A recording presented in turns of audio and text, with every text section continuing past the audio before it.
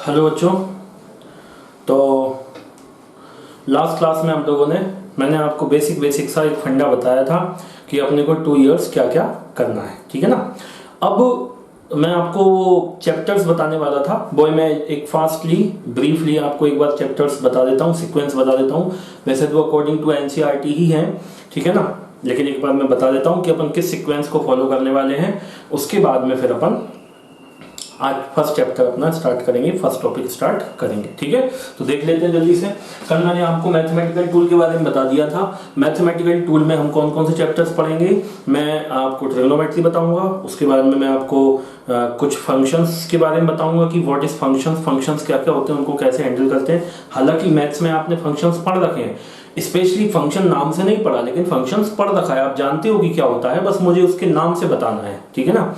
Third होता है functions के बाद में मैं कुछ आपको ग्राफ वगैरह के बारे में, बेसिक जो इक्वेशंस हैं, स्ट्रेट लाइन का क्या होता है, डायग्राम क्या होता है, उसकी स्टैंडर्ड इक्वेशन क्या होती है, सर्कल की क्या होती है, एलिप्स की क्या होती है, हाइपरबोला की क्या होती है, वो सब मैं आपको बता दूंगा। जरूरत अपने को पड़ती नहीं है, अपने को पैराबोला से मैक्सिमम काम है, कभी कभी एलिप्स की जरूरत पड़ जाती है, तो अपने को स्टैंडर्ड इक्वेशन पता होना चाहिए, वो मैं आपको बताऊंगा।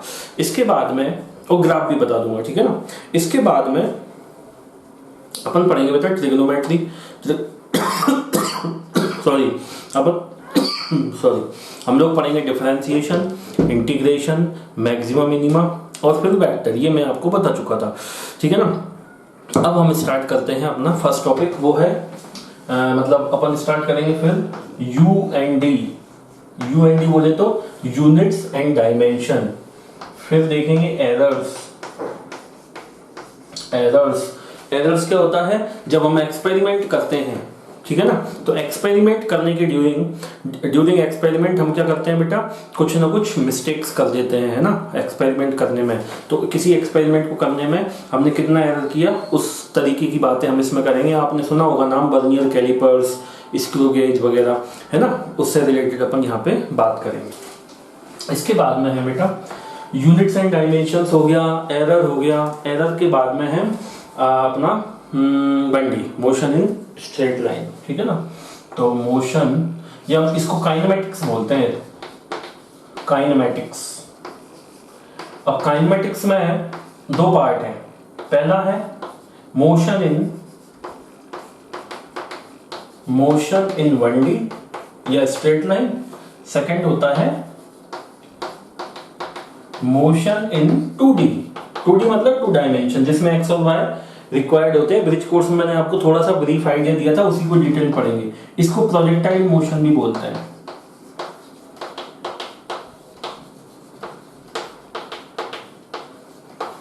प्रोजेक्टाइल मोशन, ठीक है ना बेटा। तो ये हो गया यूनिट्स एंड डायमेंशन, ये हो गया एरर्स, ये हो गया काइनेमेटिक्स। अब देखते हैं बेटा units and dimension, errors, kinematics, motion in 1D, motion in 2D। इसके बाद देखेंगे NLM, Newton's laws of motion, है ना। अब न्यूटन्स लॉज ऑफ मोशन जो है अपने आप में एक अच्छा चैप्टर है। फोर्सेस के बारे में देखते हैं, तो इसमें फ्रिक्शन भी पढ़ते हैं और भी कई सारी चीजें, कंजर्वेशन ऑफ मोमेंटम। तो बेटा जो एनसीईआरटी है, एनसीईआरटी में तो एक छोटा सा टॉपिक है न्यूटन्स लॉज ऑफ मोशन। इसी में उन्होंने फ्रिक्शन डाल दिया है, इसी में कंजर्वेशन ऑफ मोमेंटम है और इसी में कोलिजन भी है, ठीक है ना। लेकिन हम चूंकि कंपटीशन पॉइंट ऑफ व्यू से देखते हैं, इसलिए हम ये सारे जो चैप्टर्स हैं इनको डिटेल में सेपरेट पढ़ते हैं। एनएलएम में जो बेसिक चीजें हैं वो पढ़ते हैं, इसके बाद के जो टॉपिक हैं जैसे फ्रिक्शन हुआ, फ्रिक्शन एनएलएम का ही एक छोटा सा पार्ट है, हम इसको पूरे चैप्टर के फॉर्म में आगे तक पढ़ते हैं, ठीक है ना, अच्छे से डिटेल में। तो ये हो गया अपना एनएलएम के बाद पढ़ेंगे बेटा हम लोग फ्रिक्शन डिटेल में। अब फ्रिक्शन कोई अलग चैप्टर नहीं है एनसीईआरटी में, एनएलएम के अंदर ही छोटा सा टॉपिक है ना, उसको डिटेल में एक्सप्लोर करेंगे अपन। अच्छा, फ्रिक्शन के बाद में होता है बेटा सर्कुलर मोशन। सर्कुलर मोशन पढ़ेंगे। अब सर्कुलर मोशन जो है वो अलग से चैप्टर नहीं है एनसीईआरटी में, वो कहां है, 2D में, मोशन इन 2D में, because circular motion is a type of 2 dimensional motion, ठीक है ना। तो इसमें दे रखा है 2D में छोटा सा टॉपिक, लेकिन अपन कंपटीशन के लिए पढ़ेंगे तो इसको डिटेल में ज्यादा अच्छे से पढ़ेंगे, सर्कुलर मोशन, ठीक है ना बेटा। इसके बाद में देखेंगे हम लोग सर्कुलर मोशन के बाद देखेंगे बेटा work power energy, work power, ये इंपॉर्टेंट टॉपिक है ना। वर्क पावर एनर्जी की बात देखेंगे बेटा, vertical circular motion,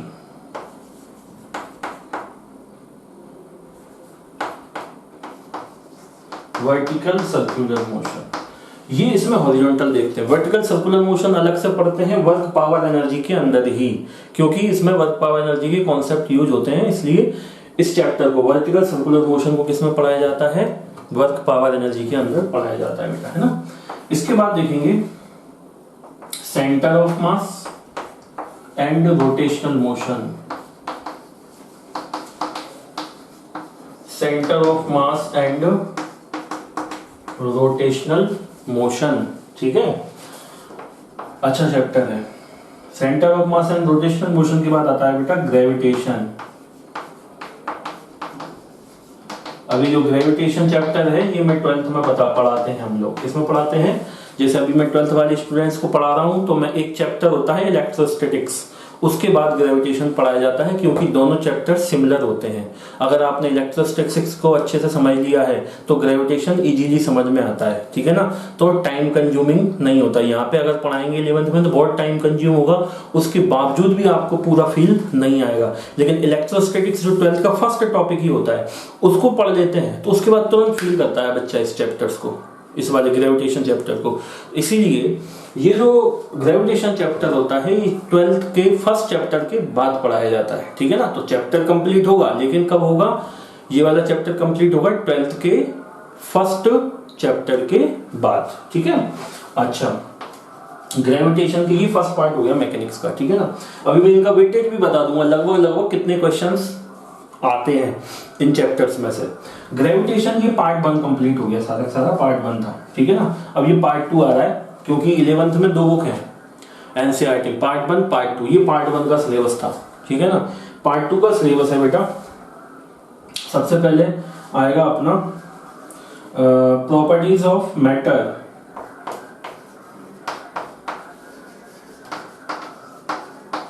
properties of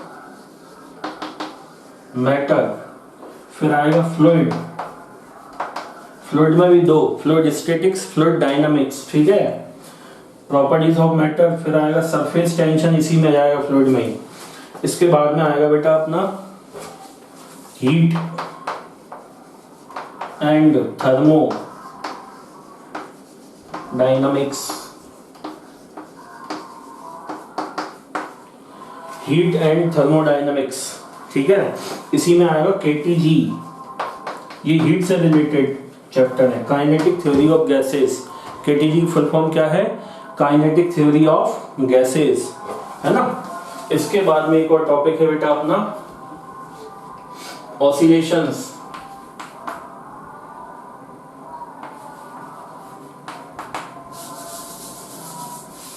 oscillations इतना लंबा क्यों लिखा है, ऐसे हम लिखेंगे, सिंपल हार्मोनिक मोशन बोलो या ऑसिलेशंस बोलो, एक ही बात है। इसके बाद पढ़ेंगे वेव, मैकेनिकल वेव्स, है ना। ये वेव आप 9th में एक चैप्टर देख चुके हो, जैसे कि साउंड वेव, है ना, उसी को अपन और ज्यादा डिटेल पढ़ेंगे। तो ये है आपका 11th का सिलेबस, ठीक है ना बेटा। अब इसमें देखा जाए तो यूनिट्स एंड डायमेंशन और एरर, जिसमें मैंने यूनिट्स और डायमेंशन तो आपको ब्रिज कोर्स में बताया, एक आइडिया दिया। एरर अब अपन पढ़ेंगे एक्स्ट्रा।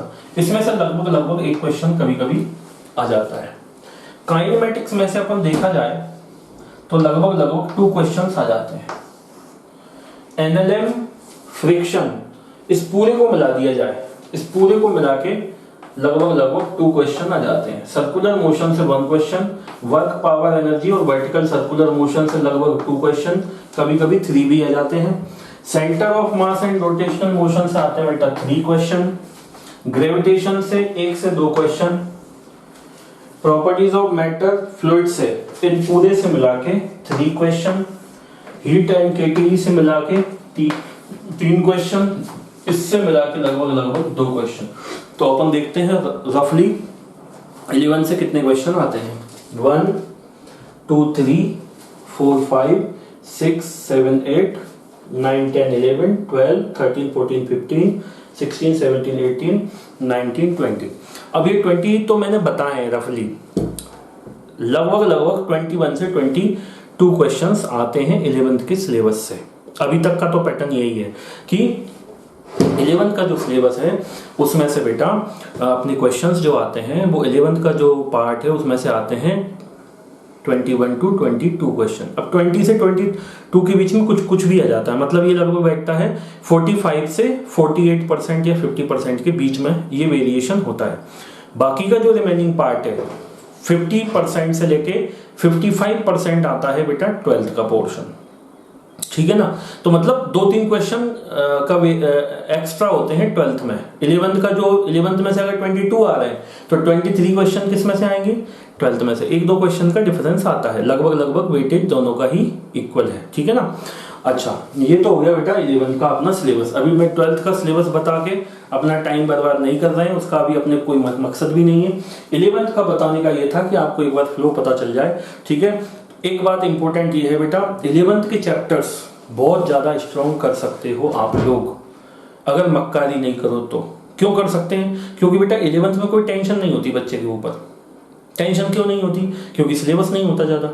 जैसे मान लो मैं एक चैप्टर पढ़ाया तो यूनिट्स एंड डायमेंशन पढ़ते समय आपको कोई टेंशन है कि पुराना कुछ याद है नहीं है। ये जैसे जैसे चैप्टर्स बढ़ते जाएंगे वैसे वैसे टेंशन बढ़ती जाती है, और 11th जैसी कंप्लीट होता है वैसे ही बच्चों के माइंड में थोड़ा सा प्रेशर आना स्टार्ट होता है। क्यों होता है, वो इसलिए होता है जिस बच्चे ने अगर 11th को ढंग से नहीं पढ़ा तो उसको लगता है कि सर 11th तो हुआ नहीं, अब 12th कैसे करें, फिर बोर्ड भी करें। इसलिए मेरा ये सजेशन है बेटा 11th के चैप्टर्स 11th में ही स्ट्रॉन्ग करो, क्योंकि अभी आपके पास लोड नहीं है, आपके पास काम भी बहुत ज्यादा नहीं है और टाइम अभी आपके पास बहुत है। मेंटली फ्री हो तो मेंटली तो फिजिकली फ्री नहीं रहना, मेंटली फ्री हो तो उस फ्रीनेस का यूज करना है हमको पढ़ाई में। पढ़ाई करो, ठीक है ना।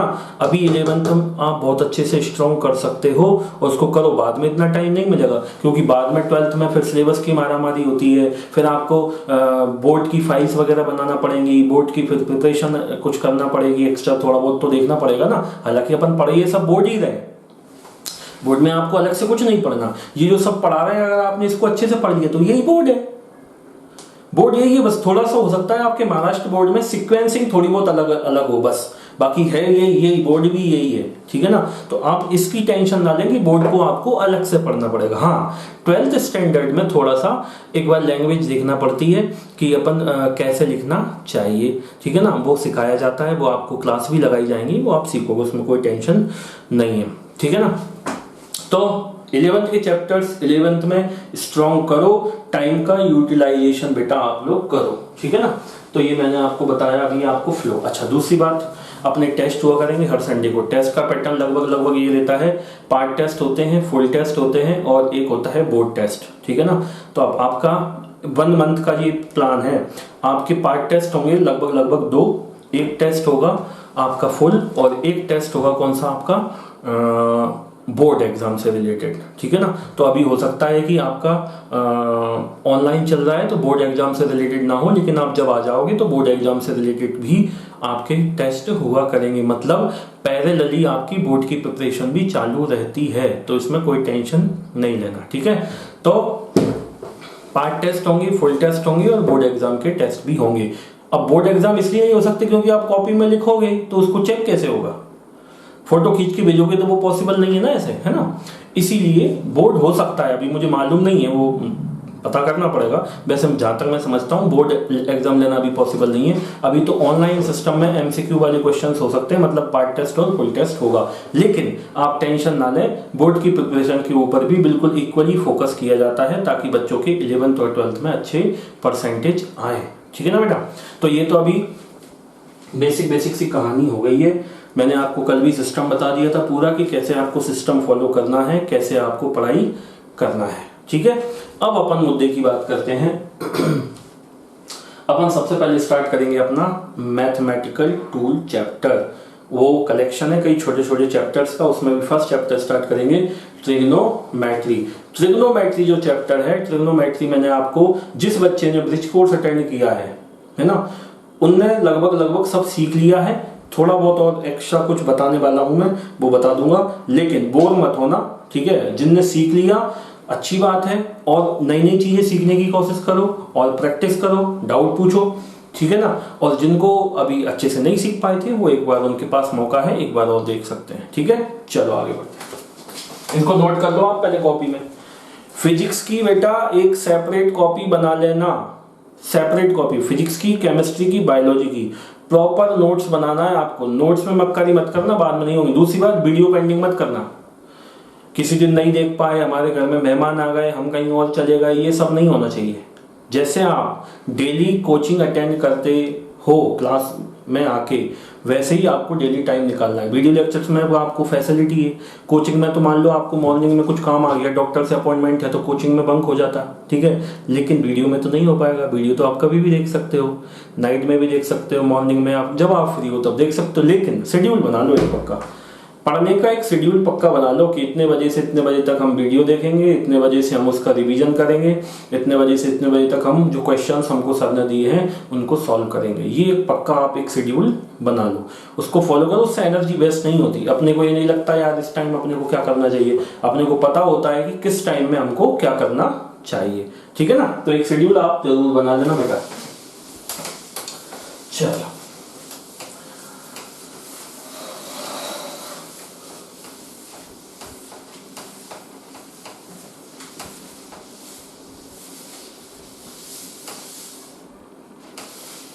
इसको एक काम करते हैं, लेक्चर नंबर 2 डाल देते हैं, बाद में कंफ्यूजन होगा, क्योंकि एक लेक्चर तो मैं आपका लिया, हालांकि वो इंट्रोडक्शन था लेकिन लिया, तो कंफ्यूजन नहीं होगा उससे आपको वीडियो देखने में और सेंड करने में। चलो देखो बेटा,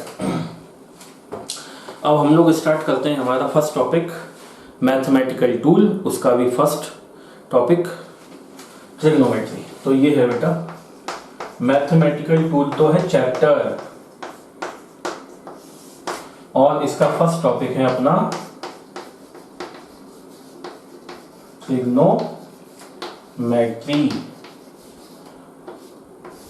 ठीक है ना, ट्रिग्नोमेट्री। तो मैंने आपको मैथमेटिकल टूल पढ़ने का रीजन बताया कि हम लोग मैथमेटिकल टूल क्यों पढ़ते हैं, जबकि अपन ने बायोलॉजी लिया है। तो सर बोले हम मैथ से तो भाग के आए थे, या मैथ्स हमको कम समझ आता था इसलिए हमने बायोलॉजी लिया, और आप पहले ही चैप्टर फिजिक्स में मैथमेटिकल टूल पढ़ा रहे हो। कोई बात नहीं, टूल है ये, वो पढ़ा रहे हैं, ये अच्छी बात है ना, क्योंकि फिजिक्स आप सॉल्व करोगे मैथ्स की हेल्प से ही करोगे, केमिस्ट्री आप सॉल्व करोगे मैथ्स की हेल्प से ही करोगे। मैथ्स मतलब बेसिक जो मैथ्स आपने 10th, हायर मैथ्स नहीं, बेसिक मैथ्स जो आपने 10th स्टैंडर्ड में पढ़ी है। कुछ थोड़ा बहुत एक्स्ट्रा लगेगा तो हम बताएंगे। तो पढ़ने से बेनिफिट है, डरना नहीं है कि मैथ्स कहाँ से आ गई इसमें। पढ़ने से बेनिफिट है कि हाँ फिजिक्स में जो मैथ्स यूज होगी वो सर ने पहले ही पढ़ा दी, तो अब डर की कोई बात नहीं है। तो डर दूर निकालने के लिए है ये, समझे, डर को बढ़ाने के लिए नहीं है बेटा। तो अपन चैप्टर स्टार्ट करते हैं ट्रिग्नोमेट्री। अब ट्रिग्नोमेट्री बोले तो अपन आप समझ जाते हो, sine theta, cos theta, tan theta, cot sec, cosec theta. Theta यहाँ पे क्या होता है, एंगल। तो सबसे पहले बात किसकी करेंगे, एंगल की, ठीक है। तो देखो बेटा, हेडिंग लिखो सबसे पहले एंगल, साथ साथ आप वीडियो जैसे जैसे देख रहे हो वैसे वैसे नोट्स भी प्रिपेयर करते जाओ, जैसे क्लास में बैठ के करते जाते हैं। तो अब देखो बेटा, एंगल क्या होता है, मान लो ये कोई एक लाइन है, कोई लाइन है ओ, इसका सेंटर है, ये फिक्स है यहां से, और ये ए अभी ए पॉइंट पे थी। अब ये रोटेट हुई, रोटेट होके पहुंच गई बेटा यहां, ये लाइन कुछ एंगल रोटेट हो गई ऐसे इस डायरेक्शन में, ये नहीं बना रहा मैं, आप कंफ्यूज हो जाओगे इसलिए, ऐसे रोटेट हो गई कुछ इस डायरेक्शन में, तो बी पोजीशन पे पहुंच गई, ठीक है ना बेटा। तो जो लाइन ओए थी वो अब कितना घूम गई, कितना रोटेट हो गई, इसको अपन बताते हैं एंगल से। किससे, एंगल, इसको बोलते हैं एंगल। तो थीटा को किससे रिप्रेजेंट करते हैं बेटा, थीटा मतलब एंगल, थीटा मतलब क्या है, एंगल, ठीक है ना। बेसिक बेसिक सी बातें करते हैं, थीटा मतलब एंगल। अच्छा, तो ये थीटा होता है कि कितना रोटेट हो गए हम लोग। अच्छा, अब एक साइकिल जब अपन कंप्लीट करते हैं बेटा बंस, अच्छा एक फॉर्मूला, वो फेमस फॉर्मूला है जो अपने को याद रखना चाहिए, थीटा इज इक्वल टू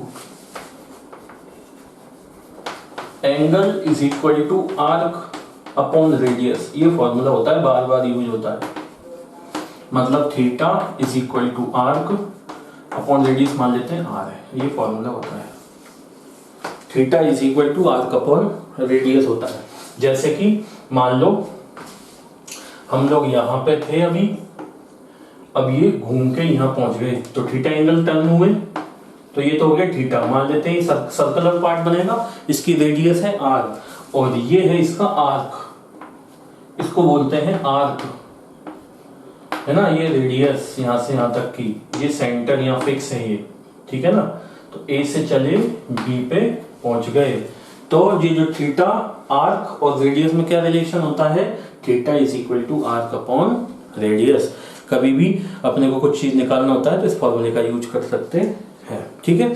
अच्छा, अब देखो बेटा एक चीज और ध्यान रखो, अगर थीटा को हम क्लॉकवाइज डायरेक्शन में लेते हैं तो थीटा पॉजिटिव लेते हैं, इफ क्लॉकवाइज नेगेटिव लेते हैं। क्लॉकवाइज है मतलब थीटा क्लॉकवाइज डायरेक्शन में रोटेट हो रहा है, तो थीटा को कैसा लेंगे हम लोग, नेगेटिव। और अगर पॉजिटिव डायरेक्शन में रोटेट करवा रहे हैं, इफ एंटी क्लॉकवाइज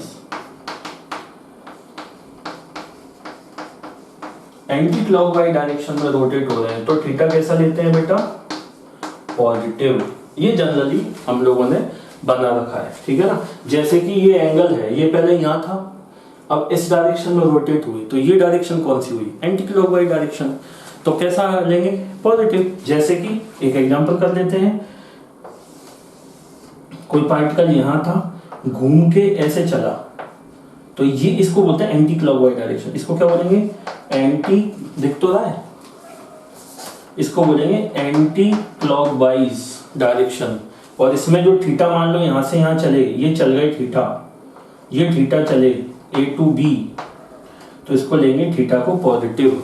और घड़ी जिस डायरेक्शन में मूव होती है उसको बोलते हैं क्लॉकवाइज, जैसा नाम वैसा काम, ठीक है ना। तो ये अगर ऐसे रोटेट हो रहे हैं तो इसको बोलते हैं क्लॉकवाइज रोटेशन, ठीक है ना। तो जब कभी भी एंगल ऐसे मूव करवाएंगे तो लेंगे नेगेटिव, और ऐसे मूव करवाएंगे तो लेंगे पॉजिटिव। ये छोटी छोटी बेसिक से अभी बातें हम लोगों ने एंगल से रिलेटेड देखी, अभी और भी बातें देखेंगे, पहले इन सबको नोट कर लो फिर आगे बढ़ेंगे। करो बेटा नोट, जैसे ही मैं बोलता हूं नोट करो तो वीडियो को पॉज कर दिया करो और बोर्ड पे जो सब कुछ लिखा है उसको एक साथ नोट कर लिया करो।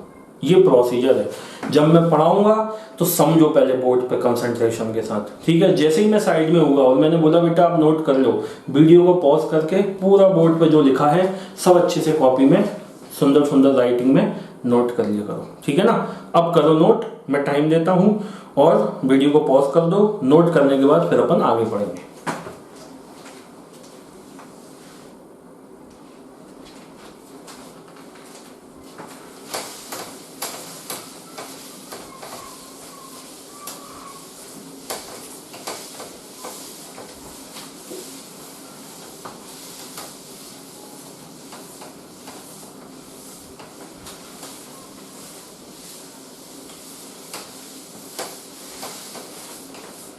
चलो देखो बेटा, तो अभी अपन ने एंगल से रिलेटेड बात की, अब कुछ और एंगल देखते हैं। अच्छा, एंगल को मेजर करने की यूनिट क्या है, यूनिट ऑफ एंगल। अभी तक आप लोग डिग्री में यूज करते थे, अब हम यहां यूज करेंगे रेडियन। रेडियन शॉर्ट में लिखते हैं RAD, रेडियन, है ना। तो इन दोनों में रिलेशन क्या है, डिग्री में और इसमें। तो देखो, जब कभी भी कोई particle one complete circular motion करता है, जैसे कि कोई पार्टिकल अभी time t is equal to 0 पे ए पोजीशन पे था और एंटी क्लॉकवाइज डायरेक्शन में रोटेट हुआ, है ना, एंटी क्लॉकवाइज डायरेक्शन में, और एक पूरा कंप्लीट साइकिल कंप्लीट कर दिया उसने, ये पूरा यहां से रोटेट होके वो दोबारा से यहां पे आ गया, तो थीटा कितना आया बेटा, 360 डिग्री, 360 डिग्री। और ये किसकी इक्वल होता है, 2 पाई रेडियन के, ठीक है ना। तो एक रोटेशन में डिग्री में बात करें तो 360 डिग्री रोटेट होता है, और रेडियन में बात करें तो 2 पाई रेडियन। तो यहां से लिख सकते हैं बेटा 2 pi radian is equal to 360 degree होता है। ये रिलेशन है। तो यहाँ से और काम का रिलेशन आया, pi radian is equal to 360 degree, ये दोनों में रिलेशन होता है। अगर अपने को कन्वर्ट करना हो degree to radian, radian to degree, तो कैसे करेंगे? तो देखो यहाँ से 1 रेडियन की वैल्यू क्या आई, 360 डिग्री अपॉन पाई। तो जब कभी भी अपने को डिग्री में कन्वर्ट करना है तो 1 रेडियन जहां लिखा है उसको किसमें उसको 1 रेडियन की जगह ये पूरे से मल्टीप्लाई कर दो। और अगर डिग्री में दे रखा है तो क्या करें? तो देखो, तो इसको लिखें 1 degree is equal to pi radian upon 360। तो ये दोनों में कन्वर्जन फैक्टर हो गया, तो कन्वर्ट कर सकते हैं, क्वेश्चन कर लेंगे, पर डरने की बात नहीं है। तो ये कन्वर्जन फैक्टर है, pi radian is equal to होता है 360 degree, 1 radian 360 degree upon pi, और 1 radian 1 degree is equal to pi radian upon 360 conversion factor है। कुछ और डेटा लिखवाता हूं, मैंने आपको बताया था 1 डिग्री अप्रोक्सीमेटली किसके इक्वल होता है, 1 डिग्री अप्रोक्सीमेटली, इसको सॉल्व करेंगे तो लगभग आता है 1 रेडियन,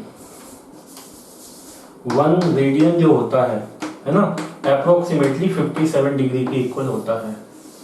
1 रेडियन में कितने डिग्री होते हैं? अप्रोक्सीमेटली 57 डिग्री, है ना। एक रिलेशन और होता है, वो मैं आपको बताता हूं,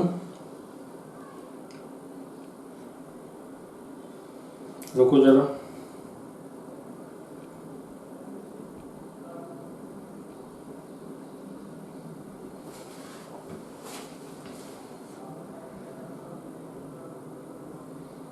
one radian is equal to 57 degree, और 1 डिग्री इज इक्वल टू क्या होता है? 1 degree is equal to 0.02 radian. ये रिलेशन है दोनों में। 1 रेडियन इज इक्वल टू रफली 57 डिग्री, और 1 degree is equal to 0.02 radian.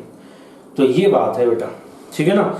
तो ये बात हो गई। अब अपन कुछ इसके कन्वर्जन फैक्टर्स जैसे अपन ने सीखे हैं तो इसके प्रैक्टिस करा लेता हूँ। पहले भी मैंने कराई हुई है, अभी और प्रैक्टिस कर लेते हैं थोड़ा सा, ठीक है ना। तो आपको एक बार समझ में आ जाएगा कि रेडियन टू डिग्री और डिग्री टू रेडियन कैसे अपन कन्वर्ट करते हैं। चलो देखो, इसको नोट करो पहले आप जल्दी से।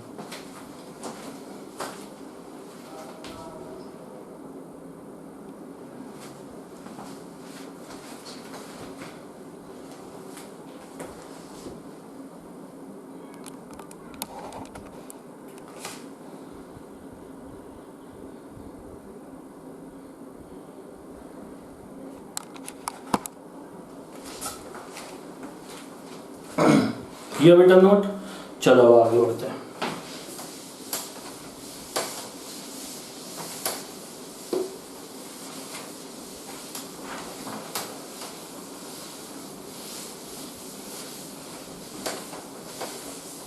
देखो बच्चों, जैसे कि सपोज ये हमारे पास 2 एक्सेस है, एक्स वाई जो भी मानना हो। यहां से स्टार्ट किया हमने एंगल को मेजर करना, और यहां से यहां तक मेजर किया, यहां तक, तो ये मेजर किया 120 डिग्री। अब बताओ ये 120 डिग्री है तो थीटा कैसा लेंगे, पॉजिटिव की नेगेटिव? तो यहाँ पे theta is equal two plus 120 degree लिखेंगे। क्यों लिखेंगे? क्योंकि हम लोगों ने एंटी क्लॉकवाइज डायरेक्शन में इसको मेजर किया है ना। एंटी क्लॉकवाइज डायरेक्शन मेजर करते हैं तो मैंने अभी आपको बताया कि थीटा कैसे लेते हैं बेटा, पॉजिटिव, ठीक है। और देखो, जैसे सपोज आप इसी की बात करते हैं, पहले यहाँ पे थे, ये इसको बोलते हैं 0 डिग्री, है ना। ये रेफरेंस लाइन है, यहाँ पे बोलते हैं 0 डिग्री।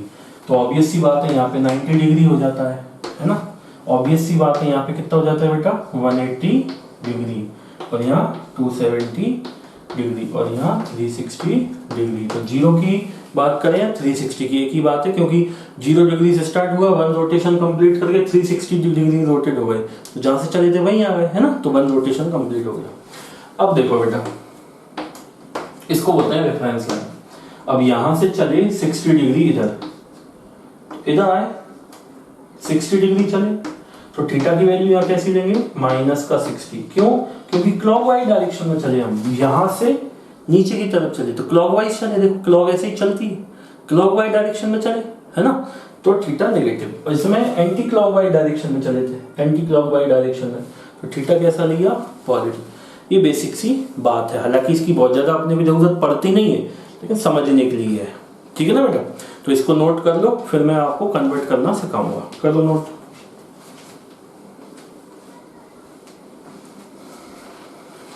चलो अब देखो,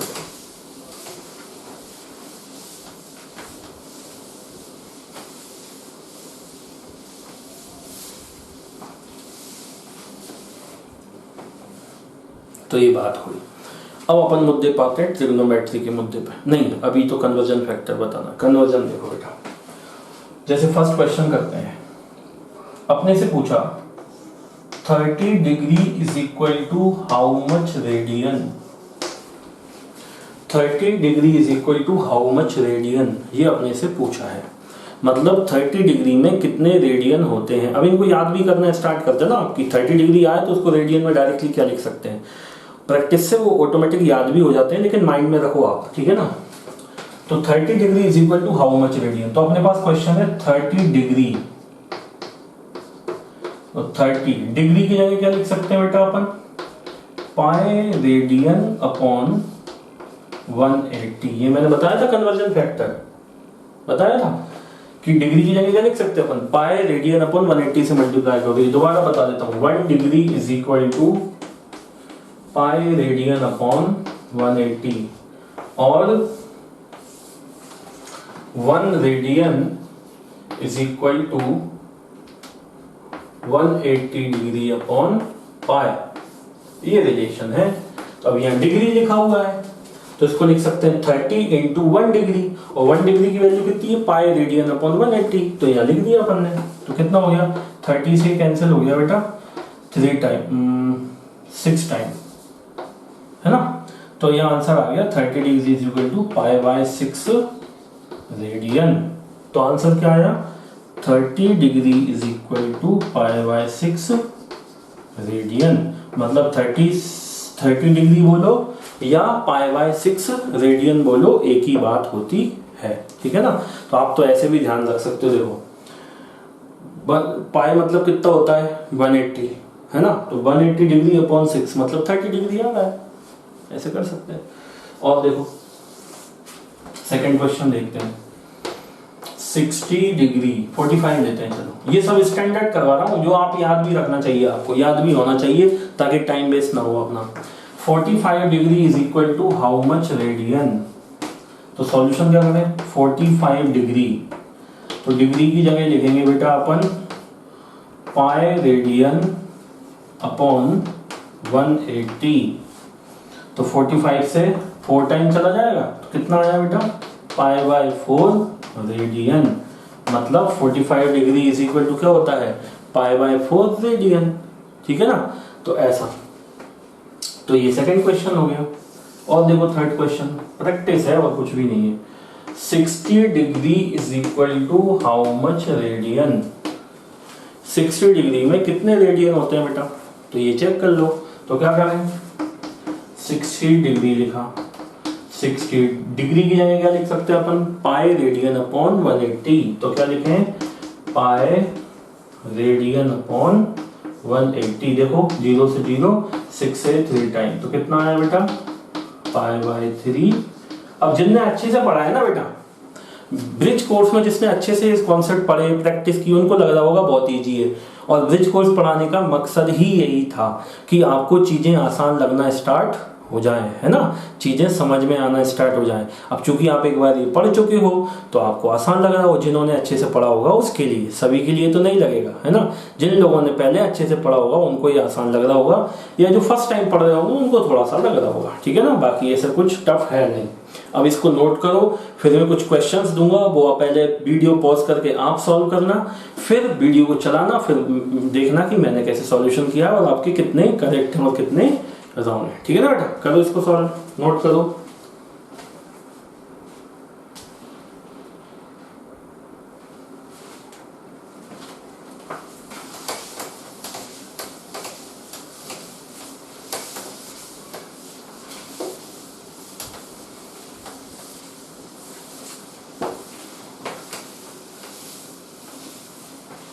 चलिए देखिए, क्वेश्चंस लिखते हैं कई सारे, सॉल्व करना पहले आप, है ना, फिर सॉल्यूशन देखना कि कितने करेक्ट है कितने रॉन्ग है। फर्स्ट क्वेश्चन है 90 degree is equal to how much radian. Second question is 120 degree is equal to how much radian. Third question 135 degree is equal to how much radian. Fourth question 150 degree is equal to how much radian. Fifth question 180 degree is equal to how much radian. Sixth question 210 degree is equal to, बहुत सारी practice का ही काम है। जितनी practice करोगे आप success के उतने ही करीब पहुंचोगे, इसमें बिल्कुल भी डाउट नहीं होना चाहिए। जो आपने सीखा उसको सीखने तक ही चुप नहीं रहना, उसको इम्प्लीमेंट करना है, उसकी प्रैक्टिस करना है, नंबर ऑफ क्वेश्चन सॉल्व करना है बहुत सारे। जितने नंबर ऑफ क्वेश्चन सॉल्व करते जाओगे 2 साल में, उतने ही आप ऑल इंडिया रैंक 1 की तरफ बढ़ते जाओगे। अब बहुत से बच्चों को लगता हो हमारी ऑल इंडिया रैंक क्यों नहीं आएगी? आएगी। पढ़ना है आपको, जैसे सब बच्चे पढ़ते हैं वैसे आप पढ़ो। जो बच्चे ऑल इंडिया रैंक लाते हैं उस जैसा पढ़ो, उतना पढ़ो, तो क्यों नहीं आएगी? आएगी, पक्का आएगी। ठीक है ना, प्रैक्टिस करना है। प्रैक्टिस जितना ज्यादा करोगे उतना ही मजा आएगा आपको। इसके बाद देखो बेटा 210 हो गया। इसके बाद में देखो 225 degree is equal to how much radian. ठीक है ना।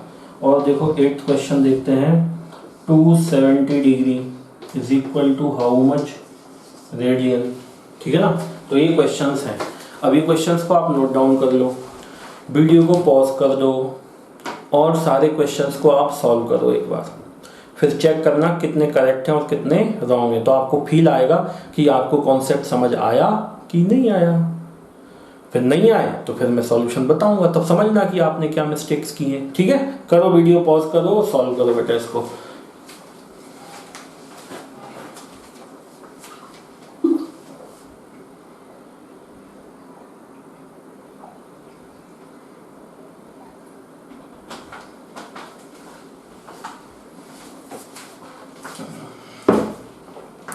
चलो हम 1 बाय 1 क्वेश्चंस को सॉल्व करते हैं। चलो देखो बेटा,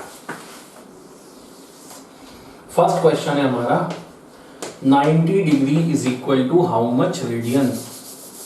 तो लिखते हैं 90 डिग्री।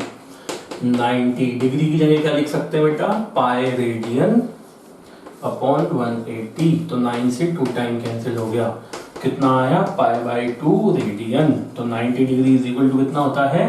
Pi by 2 radian. ये भी इंपॉर्टेंट रिजल्ट है, याद रखो। सेकंड क्वेश्चन देखो 120 डिग्री। तो 120 डिग्री, डिग्री की जगह क्या लिखेंगे बेटा? डिग्री की जगह लिखेंगे पाई रेडियन अपॉन 180। तो 0 से 0 कैंसिल हो गया, 6 से 2 टाइम, 6 से 3 टाइम, तो कितना आया? 2 पाई बाय 3। मतलब 120 डिग्री को क्या लिख सकते हैं हम? 2 पाई बाय 3। ठीक है ना, ऐसा। अच्छा एक चीज और, पाई बाय 3 को क्या बोलते हैं? 60 डिग्री। तो 2 पाई बाय 3 को क्या बोलेंगे? 120 डिग्री। ऑब्वियस सी बात है ना। थर्ड देखो बेटा 135 डिग्री। 135 को क्या लिख सकते हैं हम लोग?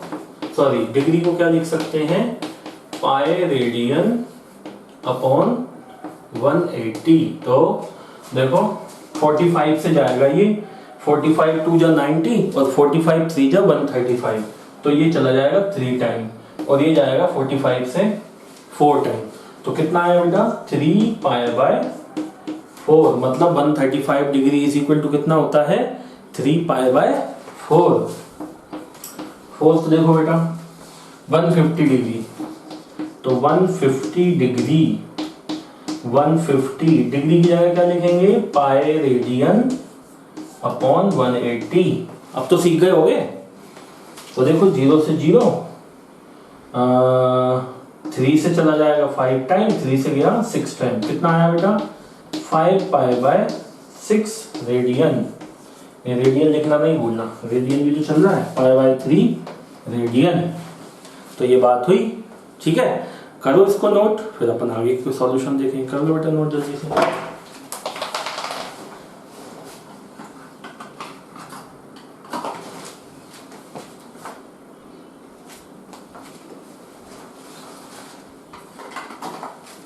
चलिए आगे देखते हैं। अपने क्वेश्चन नंबर 4 तक हो गए।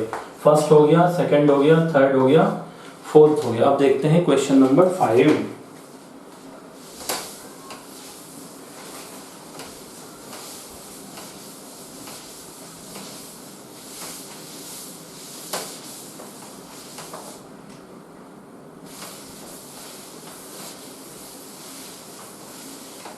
क्वेश्चन नंबर 5 देखो बेटा।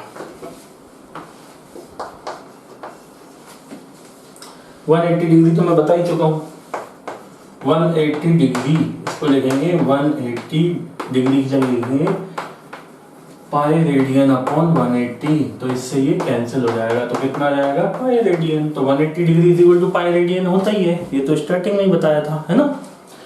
6 नंबर क्वेश्चन देखो बेटा। 210 डिग्री, तो इसको लिख सकते हैं 210 डिग्री की जगह क्या लिखें? पाई रेडियन अपॉन 180। तो 0 से 0, ठीक है। किससे जाएगा? 3 से। 3 7 जा 3 6 जा, तो कितना आया? 7 पाई बाय 8 रेडियन। समझे? कुछ गड़बड़ तो नहीं है? ठीक है, सही है। 7 6 के बाद देखो 7 225। 7 देखो बेटा 225 डिग्री। तो 225 डिग्री की जगह क्या लिखे बेटा? पाई रेडियन अपॉन 180, ठीक है। तो कैंसिल करें, 5 से जाएगा, 5 से गया 5 4 जा, 5 से गया 5 जा, 5 से जाएगा बेटा ये 5 3 जा, 5 6 जा, फिर चला जाएगा ये 9 से 4 टाइम। तो कितना आया बेटा? 5 पाई बाय 4 रेडियन। सही है। और देखो 8 270 डिग्री। तो 270 डिग्री की जगह क्या लिखें? पाई रेडियन अपॉन 180। तो 0 से 0, है ना। 9 2 जा, 9 3 जा, तो कितना आ गया बेटा? 3 पाई बाय 2 रेडियन। तो ऐसे प्रैक्टिस कर लेते हैं, और क्या है, ठीक है ना। तो आपको कन्वर्ट करना समझ आया होगा। अब इसका उल्टा भी करते हैं, ठीक है। अभी हमने क्या किया? जो डिग्री थी उसको कन्वर्ट किया किसमें कन्वर्ट किया बेटा? रेडियन में। और रेडियन को अब किस में कन्वर्ट करेंगे? डिग्री में, ठीक है ना। तो चलो देखो, एक काम करते हैं, इन सबको लिख लेते हैं। तो देखो 90 डिग्री इज इक्वल टू तो होता है pi by 2 radian. 120 degree is equal to कितना? 2 pi by 3 radian. 135 degree is equal to 3 pi by 4। 150 degree is equal to, क्या पढ़ा था? 150 is equal to pi by 3, 5 pi by 3 नहीं, पाई by 6, 5 pi by 6, है ना। 180 को क्या लिख सकते हैं? पाई। 210 को क्या लिख सकते हैं? 7 पाई बाय 8। इसी का उल्टा करके बता रहा हूं ताकि आपको समझ में आए कि हाँ उल्टा और पुल्टा दोनों ही सेम है। सही है कि नहीं। और 225 5 पाई बाय 4 और ये 3 पाई बाय 2, ये है। अब इन्हीं का उल्टा करते हैं।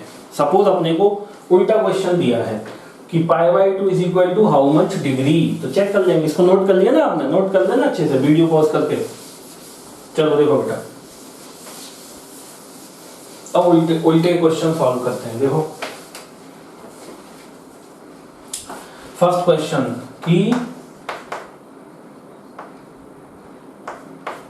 पाई बाय 2 रेडियन, इसको सॉल्व करना है। तो पाई बाई 2। रेडियन की जगह क्या लिखेंगे बेटा अपन? रेडियन की जगह लिखेंगे 180 डिग्री अपॉन पाई, उल्टा लिखेंगे उसका 180 डिग्री अपॉन पाई, पाई से पाई कैंसिल, इससे 90 टाइम, तो 90 डिग्री आ गया। तो देखो 90 degree is equal to pi by 2, तो pi by 2 radian is equal to 90 degree. Second question, 2 pi by 3 radian ये गिवन है, तो 2 पाई बाई 3 तो एज इट इज, रेडियन की जगह क्या लिखेंगे बेटा? 180 डिग्री अपॉन पाई, पाई से पाई कैंसिल, 3 से 6 टाइम कैंसिल, तो 6 2 जा 120 डिग्री आ गया। आ रहा है समझ? सिंपल है बिल्कुल। और देखो बेटा 3 पाई बाय 4 रेडियन ये गिवन है, तो क्या करें 3 पाई बाय 4 का? तो 3 पाई बाय 4 रेडियन को क्या लिखें? 180 डिग्री अपॉन पाई, पाई से पाई कैंसिल, 4 से कैंसिल हो जाएगा बेटा, ये कितने टाइम? 45 टाइम, और 45 त्रिज्या कितना होता है? 135 डिग्री। तो देखो 3 pi by 4 is equal to 135 आ गया आंसर, है ना। 4 तो देखो 5 पाई बाय 6 रेडियन ये दिया है बेटा, 5 पाई बाय 6, तो क्या करें इसको? तो 5 पाई बाय 6 रेडियन की जगह क्या लिखेंगे? 180 डिग्री अपॉन पाई, इससे कैंसिल, इससे ये 30 टाइम कैंसिल, तो कितना आ गया? 150 डिग्री। ये भी सही हो गया, ठीक है। इनको नोट करो। अब बाकी के वीडियो पॉज करो, जो रिमेनिंग है उनको आप सॉल्व करो, ठीक है। फिर मेरा सॉल्यूशन देखना, करो जल्दी नोट।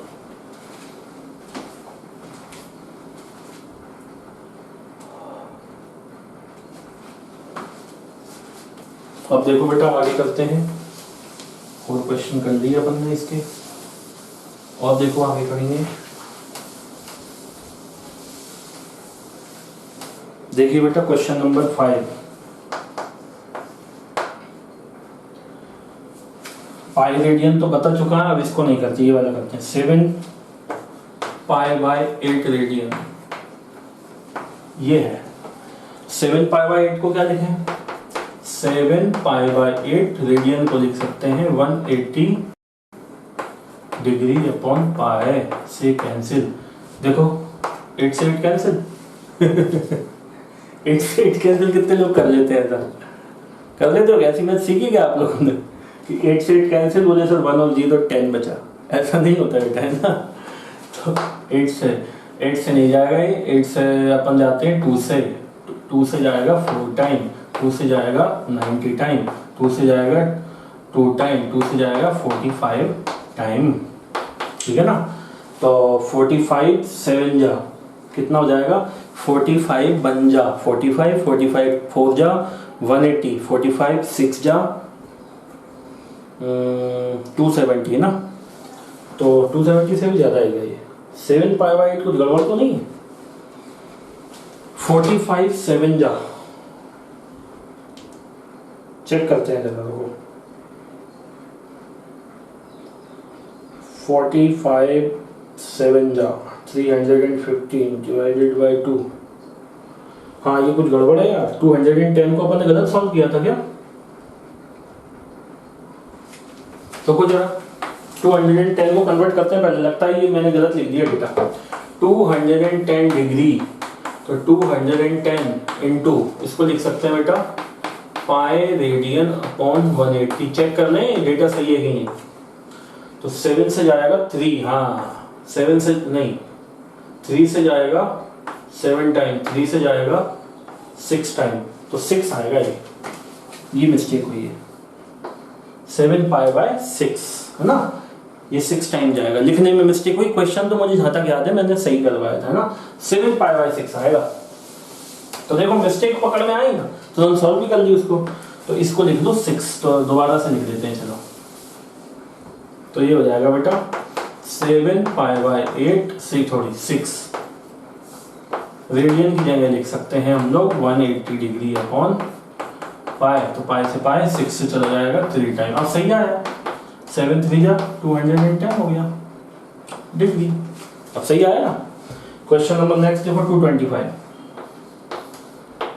तो 5π/4 रेडियन ये पूछा है, तो क्या लिखें बेटा 5π/4, तो एज इट इज रेडियन की जगह लिखेंगे 180 डिग्री अपॉन पाई, पाई से पाई कैंसिल, इससे 45 टाइम कैंसिल, और 45 4 जा 180 प्लस 4 225 आया, तो 225 डिग्री आंसर हो जाएगा। ठीक है ना। और देखो क्वेश्चन नंबर 7, 3π/2 रेडियन, तो 3π/2 तो एज इट इज रेडियन की जगह क्या लिखें बेटा 180 degree upon pi, 180 degree upon pi, pi से पाई कैंसिल, 2 से 90 टाइम 93 जा 270 डिग्री। तो ऐसे कन्वर्ट कर लेते हैं। ठीक है, तो आपको समझ आया। तो ये अपन ने आज देखा, सबसे पहले एंगल के बारे में देखा बेटा। एंगल क्या होता है, उसकी यूनिट देखी, रेडियन होती है, डिग्री भी होती है, लेकिन रेडियन में भी अपन यूज करते हैं।